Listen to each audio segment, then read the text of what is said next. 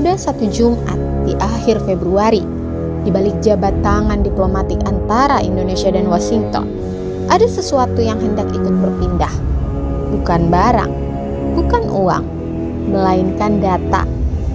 Presiden Prabowo Subianto dan Presiden Amerika Serikat Donald Trump menandatangani Agreement of Reciprocal Trade atau ART. Perjanjian ini memangkas tarif, membuka pasar, dan yang paling senyap tapi paling strategis, membuka jalan bagi data pribadi warga Indonesia melintasi batas negara menuju Amerika Serikat.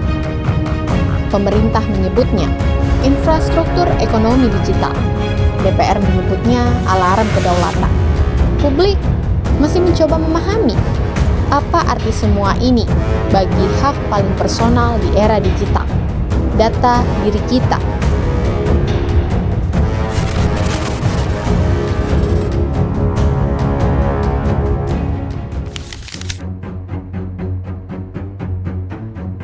Dalam dokumen ART, isu transfer data tercantum rapi di bagian 3, perdagangan digital dan juga teknologi.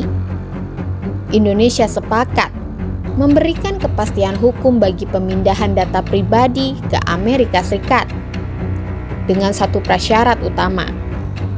Amerika Serikat diakui sebagai yurisdiksi dengan perlindungan data yang memadai. Pemerintah berargumen bahwa arus data lintas batas adalah urat nadi ekonomi digital modern. E-commerce, layanan keuangan digital, hingga pusat data global. Semuanya tak bisa hidup tanpa lalu lintas data yang lancar. Menurut pemerintah, tidak ada penyerahan kedaulatan data. Transfer ini hanya sebatas data yang diperlukan untuk operasional bisnis. Tetap tunduk pada Undang-Undang Nomor 27 Tahun 2022 tentang perlindungan data pribadi. Di sisi lain, ART juga membawa keuntungan konkret. Tarif impor produk Indonesia ke Amerika Serikat turun signifikan dari rata-rata 32% menjadi 19%. Ribuan pos tarif di sektor pertanian, industri, hingga teknologi masuk daftar penerima fasilitas. Bagi pemerintah, ini adalah trade-off yang rasional. Data bergerak, ekonomi pun tumbuh.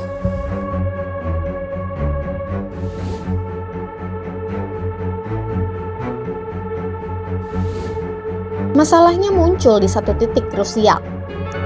Indonesia belum memiliki otoritas perlindungan data pribadi yang independen. Komisi 1 DPR RI mengingatkan, Undang-Undang Perlindungan Data Pribadi memang sudah ada, tapi mesinnya belum berjalan. Tanpa lembaga pengawas yang setara dengan otoritas di negara penerima data, pengakuan perlindungan yang memadai beresiko menjadi asumsi politik, bukan kepastian hukum. Anggota DPR menekankan bahwa transfer data lintas negara seharusnya hanya dilakukan antar otoritas resmi, bukan semata kesepakatan antar pemerintah. Tanpa itu, siapa yang akan menyelidiki jika terjadi kebocoran? Siapa yang memberi sanksi jika data disalahgunakan di luar negeri?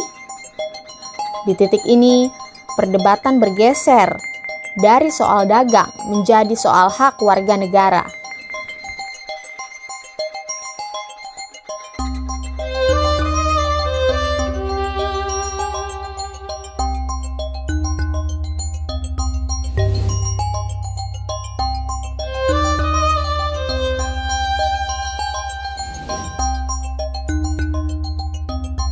Kritik dari parlemen tidak serta-merta menolak arus data. Justru sebaliknya, pesan yang muncul berulang adalah soal keseimbangan. Bukan proteksionisme digital yang menutup diri dari dunia, tapi juga bukan liberalisasi tanpa pagar hukum. Wakil Ketua Komisi 1 DPR, Suamta, menyebut kesepakatan ART seharusnya menjadi momentum, bukan ancaman. Momentum untuk mempercepat pembentukan otoritas perlindungan data yang independen. punya kewenangan investigatif, dan mampu menegakkan sanksi lintas jurisdiksi. Dengan kata lain, bukan menghentikan arus data, tapi memperkuat bendungannya.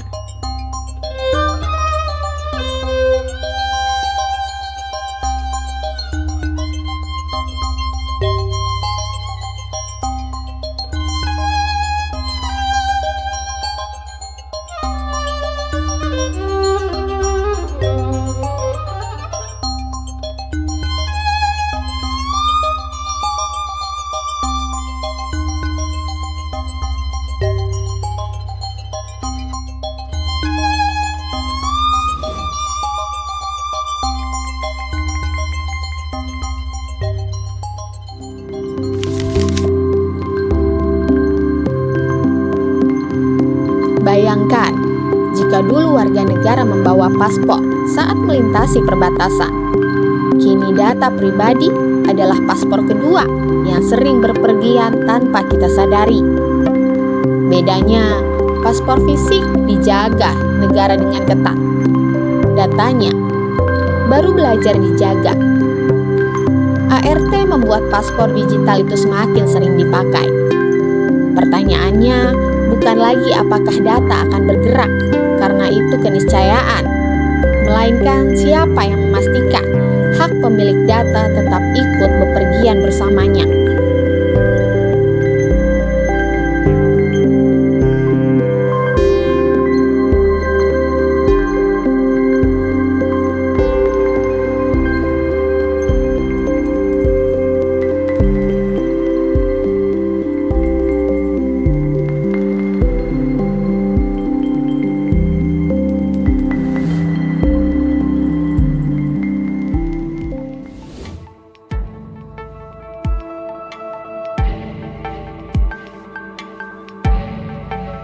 Pemerintah menyebut ART sebagai langkah strategis memperkuat posisi Indonesia di ekonomi digital global.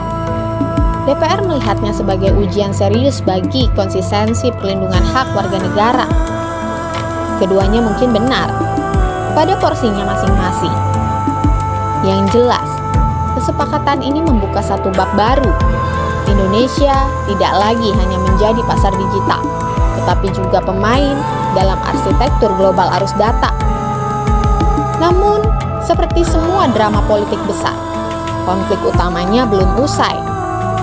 Selama lembaga perlindungan data pribadi belum berdiri, perdebatan soal kedaulatan digital akan terus menggantung di antara janji pertumbuhan ekonomi dan hak paling dasar warga negara di era digital, yaitu hak atas data dirinya sendiri.